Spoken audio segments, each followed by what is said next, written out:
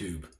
This is the Duke coming at you with another old school bike build. Today, the bike I'm featuring for you is a 1986 Mongoose FS1 in Lucious Lavender. Lucious Lavender. Let's take a look at it. Hello YouTube, this is the Duke. I'm back with another old school bike build. The bike I'm featuring today is the 1986 Mongoose FS1 in Lucious Lavender. Now these bikes came in 4 colors. There was a green, there was a blue, there was the purple, and I believe there was a white one. And they did a re-release of this bike, which I'm going to talk about, by Pacific Cycle, which is now Pawn Holdings, a Dutch company. But I do believe that Pawn still makes all their bikes in China. I don't think they're coming from Taiwan. I think they're from China. So let's take a look at the real McCoy, and then we'll talk about how to differentiate one of these from the repops that came out last year. And by the way, those repops are really selling for big money. I've seen some of these things on eBay go north of $1,000 on a repop bike, and that green color is in big demand, and so is this purple. So I just wanted you guys to see what the real bike looks like, so that when you go out there and you buy one of these knockoffs that they're making now from Pawn, that you can see what they were made like in the 80s, and you can take a look at how they are made now. And we'll talk about what goes into the construction and quality of the bikes, because there's a huge difference between the stuff you get now from these manufacturers and what we had then, and we'll talk about that. Guys, now I had to remake this video. Some of you may have seen this video a few months ago, but I had to delete it because I got hacked. Yeah, man, those Nigerians got me. And they did some deep fakes on my bikes, and they're out there trying to take money from people. Why would they do that? Because they're scammers, and that's what they do. So I have to make a disclaimer on this video. So let me say this first. None of the bikes that I feature on Duke Mitchell BMX on YouTube are going to be for sale on the Facebook Marketplace. If you see this bike on Facebook Marketplace and something of my likeness telling you that it's for sale, it's a fake video. It's called a deep fake. And don't fall for it, okay? I never ever put my bikes on the Facebook Marketplace. I show them once in a while to the 80s BMX group on there and maybe the Mongoose group, but I never put them up for sale. So let's go back to the bike and we'll talk about it. Okay, so you see that we have a 4130 all tubes, and this was when the bike was still owned by Skip Hess and BMX Products. Now this bike did go overseas. I'm not going to tell you guys this came from California, because it did not. This is a Taiwanese manufactured Mongoose. I believe it says it down here. What does that say? I don't have my reading glasses. Hold on a second. Yeah, if you look closely, it says made in Taiwan for BMX Products, Moore Park, California. They were no longer in Chatworth at this point. They moved to Moore Park. And that's probably, well, I don't know why they did that. Probably made a better deal on a building and had more space. You'll notice that you've got a Pro Class stem. You got the nice knurling on the bars. I think the new ones come with the knurled bars, and I think they have a very similar stem, but what you're not going to get is an ACS rotor. Why? Because they just simply don't fool with these anymore. This is an 80s concept that was gone by the early 90s. Everybody was using gyros. But you look on some of my older bikes, like on my General Hustler here, she's rocking the ACS rotor, and the old Sharp Freestyle's rocking a Sika rotor. And then, these two Trickstars, of course, originally came with ACS rotors, but at some point they were upgraded to gyros. Because the gyro works better with a barrel adjuster, and you've got some things there that you can do. That you can look at the configuration of how they have to route the cable to the bottom mounted brake. That's so cool the way they did that back then. Got this little arch in the back for some foot plant maneuvers here. Got enough space up here that you could do a decade if you had to. There's a nice 19.5-inch top tube on this bike.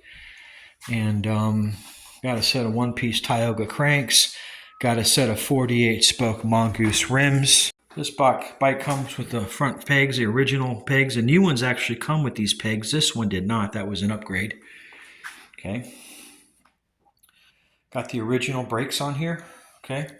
These are white Pro Class brakes.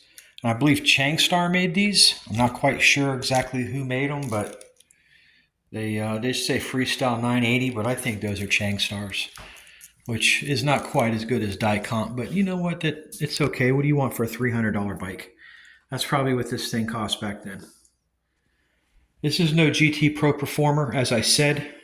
As I said in my other videos, by the time Mongoose entered freestyle with this bike, the GT Pro Freestyle Tour, the World Tour, otherwise known as the PFT, they had to change Pre-Freestyle Tour to World Tour because I believe that was a trademark infringement on Schwinn or some other company that had that brand, so it became the World Tour, but it's PFT.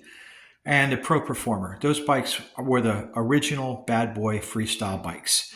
By the time Mongoose came out with this bike, GT already had dominated market share in freestyle. GT Dyno, Redline, you know, you had a bunch of other people that were already involved in freestyle well before they came on the scene. You know, you had GT Dyno, you had Hutch, you had Haro, you know, Freestyle Master. And Redline had their RL22, and you had so many people coming on the scene at this point that Mongoose was just like, they dominated BMX racing from 1977 to 1980 on the mid-level budget bike, but they just couldn't compete as far as these freestyle bikes go. They made a nice bike here with the FS1, and Pond decided to actually bring the bike back. And I'm going to show you what the differences are. I don't have a repop on me because I don't buy repop bikes, but I'm going to show you what the repop will not bring you that this one will. All right, so as I indicated, you're not going to get a real genuine ACS rotor. You're going to get a gyro. You're not going to get a Pro Neck stem like you have on this bike. You're going to get some other brand of cast alloy stem. You will get the knurling on the bars. From what people tell me, it's actually a pretty nice knurling job. You will not get the same quality cranks as these one-piece Tiogas. These are hot forged 4130 chromoly cranks. You will not get a spider with the offset color. This is a high quality tempered forged steel spider. The new ones are just cast metal. They won't last. You're not going to get the 4130 all tube frame. They advertise that. I'm not sure if they're really doing it. This is an all tube 4130. And take a look at the welding and the dropouts. You're going to see the way these are engineered. This is a professional grade freestyle bike. Even though it's not one of these high-end trick stars like I have here, this was still something that a factory rider could have ridden back in the day. And the fact that Pond Holdings brought this back instead of the Decade says a lot. That's because this is the first freestyle bike that Mongoose came out with, the FS1. And this happens to be the Lucious Lavender that a lot of people want. Let's stand back and give a look at her. Dominator seat, laid back seat posts, like I said, 48 spoke Mongoose wheels. Most of these originally came with 5-spoke mags. Kind of like what is on, you know, kind of like a Skyway Tough 1 or Tough 2. But these are 6-spoke, and the Mongoose, I believe, brought the 5-spoke. And, no, actually, these are 5-spoke. I believe the Mongoose brought a 6-spoke. I've got that backwards. I do not have a 6-spoke rim here to show you. All my Tough wheels are 5-spoke.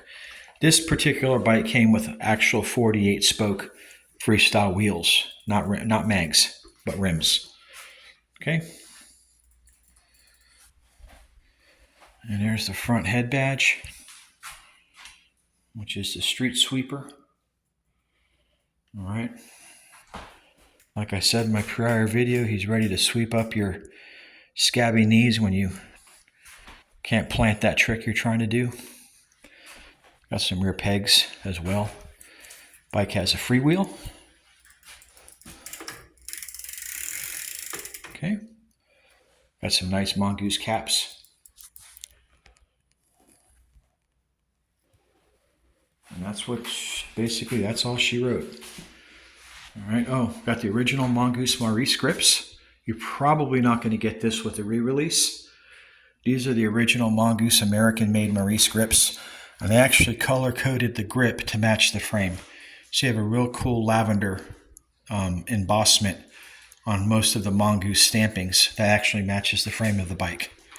Pretty sure the new one's not going to bring that. And you're probably not going to have color keyed trigger mounts like you have on this bike either, you know, with the white calipers, but I could be wrong.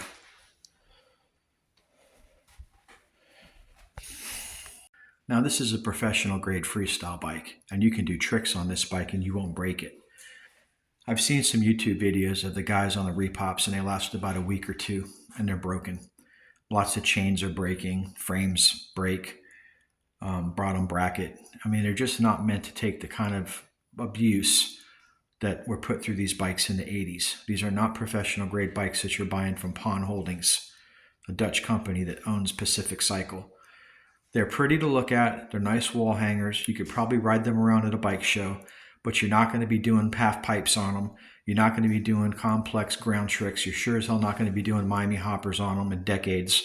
I think you could probably do 1 or 2 perverted decades on it before you break it. And as far as the frame quality goes and the compressional tensional strength of the chromoly tubing, I seriously doubt it's at the same level of this bike that I have right here. But you know what? Let me know if you've got one and you put it through all its paces and it took the punishment that you gave it. And if it did, then you know what? I stand corrected. But from what I've read online, they just don't have the moxie to take the abuse that the real McCoy bikes did. And this bike is still around 40 years later. And that says something about the quality of what this bike was manufactured, the standards of this bike back in the day. So thanks for watching YouTube, this most recent video on the 1986 Mongoose FS1 Freestyle Bike in Lucious Lavender. This is the Duke. Until the next time, stay rad and later.